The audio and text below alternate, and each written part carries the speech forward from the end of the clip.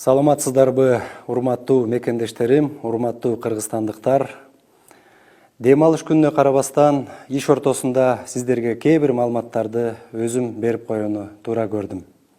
Урматтуу мекендештерим, жакынкы күндөрдө өзүңүздөр күбө болгондой, Алматы шаарында ИАЭПке кирген өлкөлөрдүн өкмөт башчылары менен жолугушуулар болуп өттү.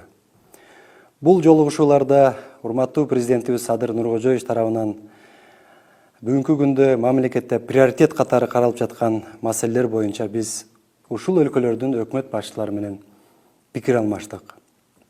Эң оболу эки тараптуу жолугушууларда Россия Федерациясынын өкмөт башчысы Михаил Мишустин менен бир топ маселелерди өз ара талкууладык. Алардын арасында эң бүгүнкү күндөгү көйгөйлүү маселелердин бири болгон авиарейстерди жандандыруу, биздин мигранттардын кирип чыгышы маселеси жөнүндө проблемаларды көтөрдүк. Мен ойлоймун, бул маселелер боюнча дагы Россия өкмөтү тарабынан жакынкы күндөрдө дагы кошумча маселелер чечилет деген ойдомун. Андан сырткары Россия өлкөсү менен дагы өзүңүздөр билесиздер, фискализация жаатында дагы буга чейин жардамдар күтүлүп жаткан, ушуларды дагы тездетүү боюнча иш чараларды өткөрүү боюнча биз сунуштарыбызды айттык. Андан сырткары, урматтуу мекендештер, Казакстан Республикасынын премьер-министри Аскар Маминин да пикир алмаштык. Өзүңүздөр билесиздер, эң жакын кошуна катары дагы, тууган эл катары дагы биз өзүбүздүн сураныштарды, өзүбүздүн коомчулукта көтөрүлүп аткан маселелерди ошол жерде койдук. Энергетика тармагында, чек ара маселелеринде ушул маселелерди көтөрүп, толук кандык жетишүүгө мен ойлоймун чечимдер жакын күндөрдө каралмакчы. Андан сырткары, албетте кошуна өлкө болгон Өзбекстандын премьер-министри Абдулла Арипов менен дагы жолуктук. Бул өлкөнүн премьер-министри менен дагы бир топ маселелерди чечүүгө бир пикирге келиштик десем мен жаңылышпаймын. Эң биринчиси, ушул өлкөбүздө мына жазгы талаа иштери башталганы турат. Ушул жерде жер семирткичтерди биздин өлкөгө көбүрөөк, ылдыйраак баада киргизүү боюнча биз пикир алмаштык. Бул боюнча менин көзүмчө эле урматтуу Абдулла Арипов мырза өзүнүн тиешелүү кызматкерлерине тапшырмасын берди. Андан сырткары, өзүңүздөр билесиздер, Кыргызстандын жарандары Өзбекстанга киргенде ПЦР тест тапшырып жатат бүгүнкү күндө.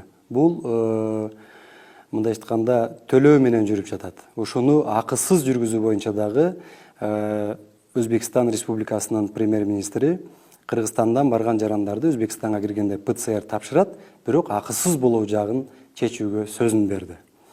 Андан сырткары, урматтуу мекендештер, ушул Алматы шаарында санариптештирүү, Digital Алматы боюнча ушул чоң жыйында биз өзүбүз үчүн абдан чоң бир маселелерди Кыргызстанга келечекте пайдасы тие тургандай тажрыйбаларды көрүп келдик. Негизинен Алматы шаарына болгон жыйынтык ушундай болду.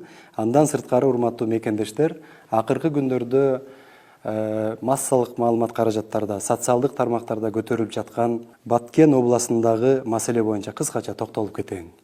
Бул жерде эң оболу мен өкмөт башчыга талапкер катары дагы, Кыргызстандын патриот жараны катары дагы бир маселени айтып коюу ниетим болгон. Муну ошол жерде жашаган Баткен облусунун Баткен районунун Аксай айылынын тургундары мен ойлойм абдан жакшы түшүнүп турат.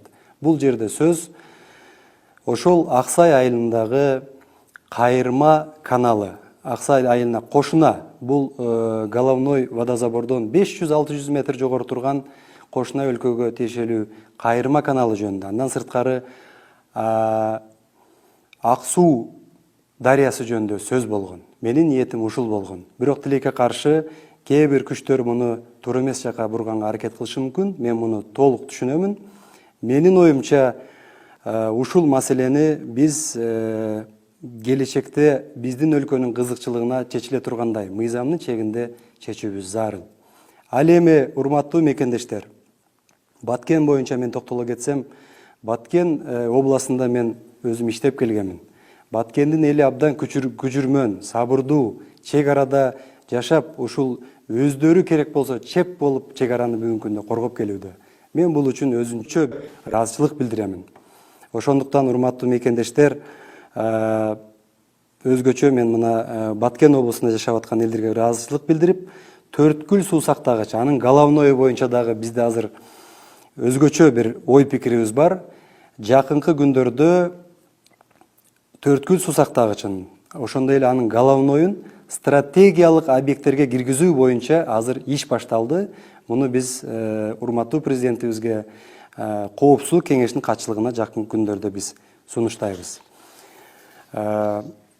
Ошондуктан урматтуу кыргызстандыктар, урматтуу Баткен облусунун тургундары, мен ушул маселе боюнча атайын сиздерге бир түшүндүрмө берип коеюн дедим. Андан сырткары биз кошуна Тажикстан Республикасы менен дагы ынтымакта жашап, бардык маселелерди дипломатиялык жол менен чечишибиз керек.